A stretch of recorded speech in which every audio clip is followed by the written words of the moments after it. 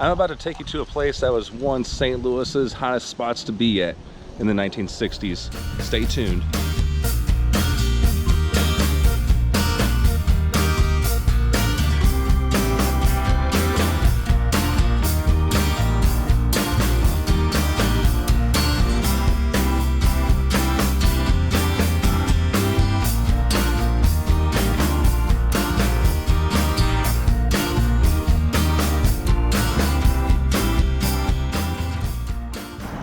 Hi, I'm Jason, and welcome to another episode of Historically Marked. I am in a place which was once a really hot spot to go to for college kids and adults. This was the place to go on Friday and Saturday nights during the late 50s and early 60s. What I'm talking about is Gaslight Square, where a lot of known names became big names, or, you know, they kind of paid their dues here, if you know what I mean. And a lot of local entertainers made their names here, but of course, their success was too good to be true, because after 1964, the place kind of slowly died down, and by 1972, the last business moved out. So I'm going to go ahead and show you the marker. Gaslight Square, I'm not entirely sure why, but it was well known for the pillars. They add character to the place, I imagine. And that, of course, is the sign, Gaslight Square. Then I'm going to go ahead and take you behind the brick wall. Behind the brick wall is the marker, which talks a lot of history about it. I'll get it out of the sun for a second. Starting with the first panel, we have the owners of the popular businesses.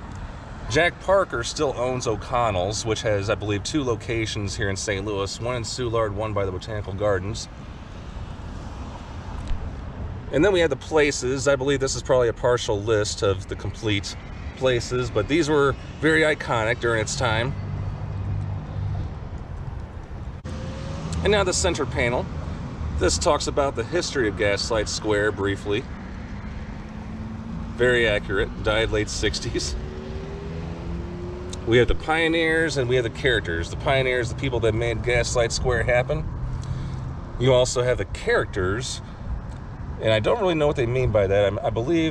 I guess people that locals knew or Gaslight Square regulars knew on a basis, and yeah, nicknames.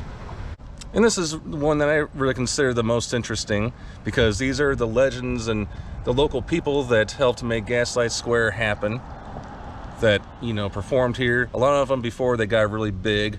Those are the ones on the left side. So I'm going to go ahead and tackle the local musicians first. A lot of them I have not heard of. A lot of them are sadly not with us. But Billy Peak, I know, still performs. At least he did pre-COVID. He's always been a popular St. Louis musician. And I've met Jeannie Trevor at one occasion. She was a very nice lady. Of course, I asked her about Gaslight Square, and she said it was all good times. She was even still performing up until earlier this year.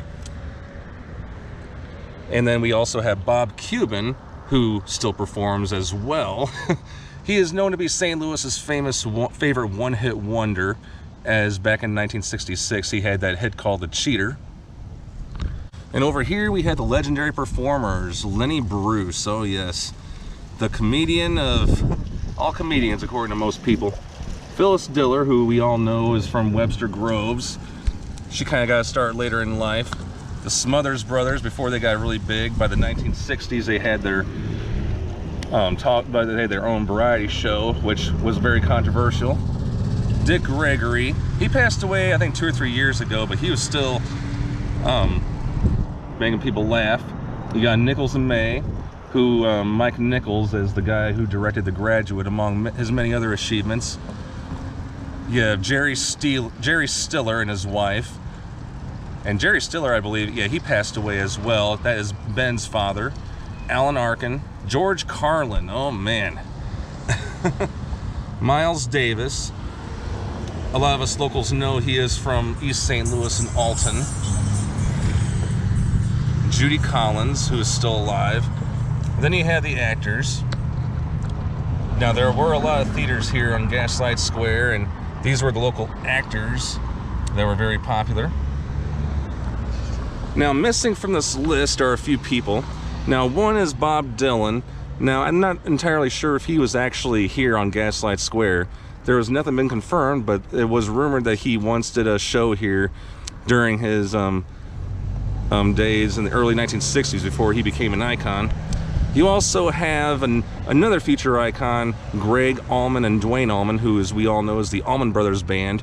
They paid their dues here as the Allman Joys, and they performed at the Crystal Palace, I think it was, for 6 months, and maybe a couple other venues. And Dwayne wanted to get out of St. Louis, and they were offered the opportunity to record for a Los Angeles label. Greg wanted to stay, but hey, it was for the best. They left St. Louis. And also Woody Allen was believed to be here as well. So how did Gaslight Square get its start? Well, in the 1950s, urban decay was becoming more of a common thing in most American cities, including St. Louis, and a lot of buildings were trashing all of their old artwork and all their stuff, and a lot of collectors and business owners decided to band together and just create Gaslight Square. And Gaslight Square wasn't even really planned. It was, you know, something that really came of age, and I don't know, it just suddenly happened, and it became very popular for a short time. And so what's really cool is a lot of people who are in their 70s and 80s and older still remember Gaslight Square, how great it was, until of course it died a slow death when crime and the bad guys started pouring in. And there's a lot of different reasons why Gaslight Square, you know, became doomed. You know, there was the crime, the fear of crime, and a bunch of others, white flight. So this is what Gaslight Square looks like today. In 2005, as late as 2005, the old buildings were still standing and decaying, but by the end of that year, a real estate agency and company, they bought all the buildings and turned them into luxury condominiums. So by 2008, they were all built, and Gaslight Square, the old area, was given a new life. So here we go. This is a little stroll down old Gaslight Square. So as you look at it today, when you're walking on Olive Street, it's kind of hard to imagine that this was once a very big social setting, but it was over 50 years ago. But I'm glad things kind of changed for the good, if you know what I mean. There are still plenty of cool neighborhoods to hang out at. You know, there was one time Laclede's Landing, there's the Delmar Loop, there's the Grove, and a few others here in St. Louis. So at the corner of Olive and Whittier Streets here in St. Louis, there's also another Gaslight Square marker, which of course highlights to, I believe this was where it ended, right around here. But this one also has kind of the same information on here, especially on the back. Can't really see it, but I mean, you can definitely see some of it. Thank you so much for tuning into this episode of Historically Marked. I am in the former site of Gaslight Square at the corner of Olive and Boyle Streets in St. Louis near Central West End. Signing off.